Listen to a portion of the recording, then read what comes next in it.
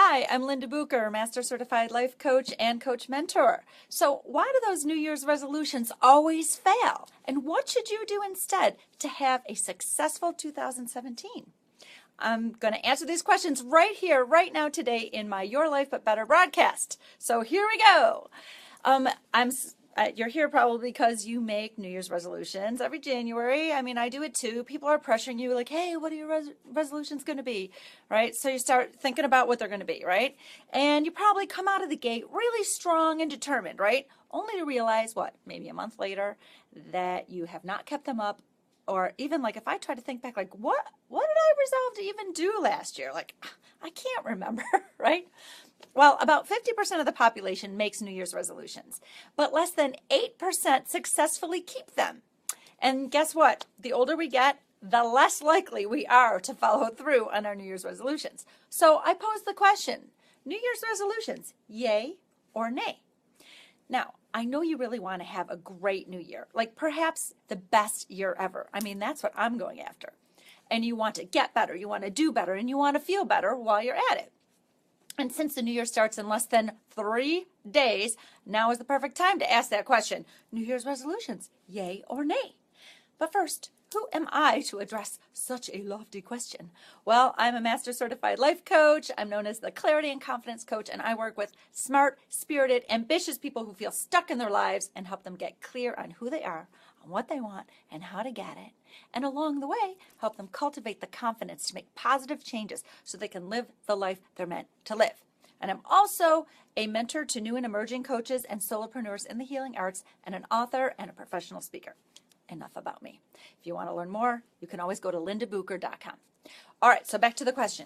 New Year's resolutions, yay or nay? Well, I used to make a New Year's resolution every year.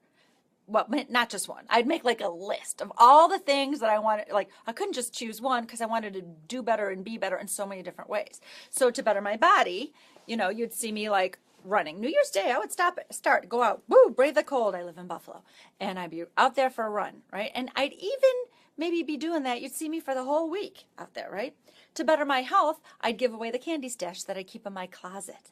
Shh, my daughter's listening. To better my parenting, I would consciously be more patient with my kids. And if I was lucky, I might maintain these behaviors for a whole month. This is stuff that I saw, like I taught aerobics for about 25 years, and I would see this in the membership pattern. In January, everybody would come in trying to make their bodies better, right? Oh, I'm going to be healthier. I'm going to be more fit. I'm going to have a better body. I'm going to fit into those pants. I'm going to get ready for the vacation I'm going on. That's their New Year's resolutions. And a month later, the class count would be way down again. So I'd see this, right?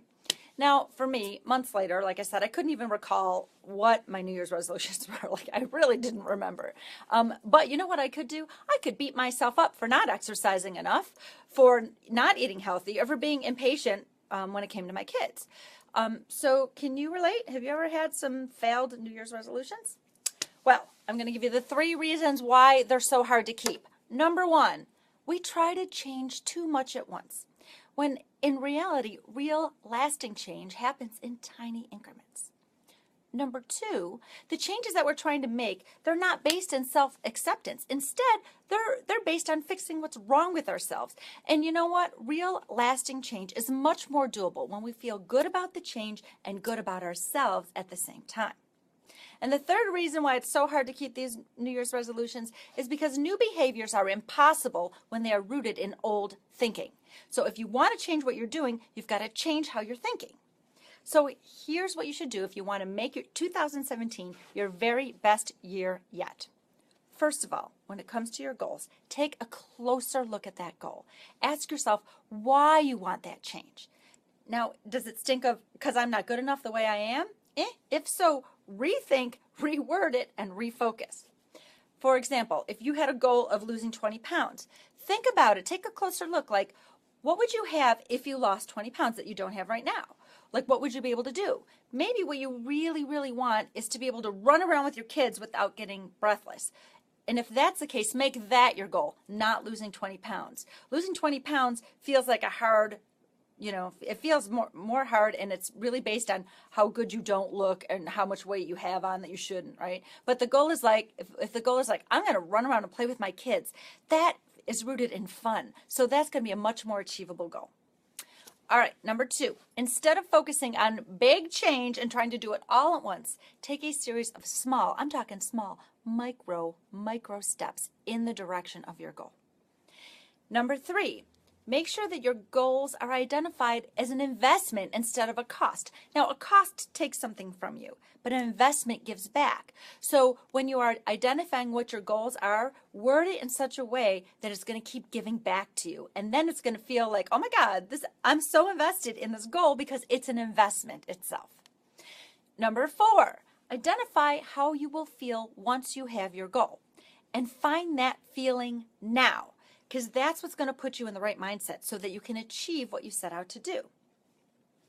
And number 5, make your new behaviors easy by adopting a brand new mindset.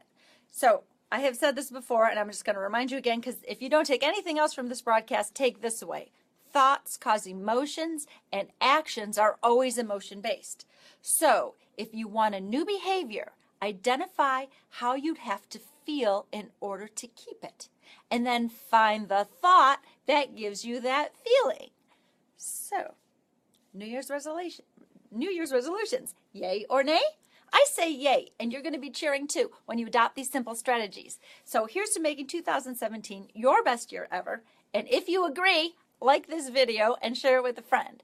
And guess what? I've got something free for you, something awesome for you, that is going to help you find the right New Year's resolution so that you're focusing on the right things and they'll be more attainable. And what I have for you is my step-by-step guide to success on your own terms. So instead of having your goals based in chasing someone else's definition of success, it's going to be your definition of success. But what is that? Well, if you don't know, it's probably because you probably have this. Probably like achieving these markers of success have been leaving you totally unfulfilled.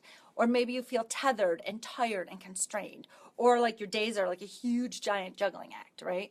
And if you're beginning to question exactly what you're doing and why, then you definitely are ready to identify what success is as redefined by you and who you are. So success on your own terms, you can get this free. It's an awesome 32-page ebook that I created just for you, and you can get it for free at lindabucher.com/success. So go there right now, download it. It's totally free. Let me know how you make out. And then tune in next week for my next broadcast of Your Life But Better, and that's going to be on January 5th. Now, January 5th is the day that my oldest boy, who is 18, who's at USMC, Marine Corps Boot Camp, that is the day he goes on the Crucible. The Crucible is a 54-hour challenge. I think there's 48 miles and all sorts of rigorous battles, and it's really huge. Now, a Crucible is defined as a severe test, right? That's the definition. And I know that, future Marines, recruits in boot camp are not the only ones going through crucibles.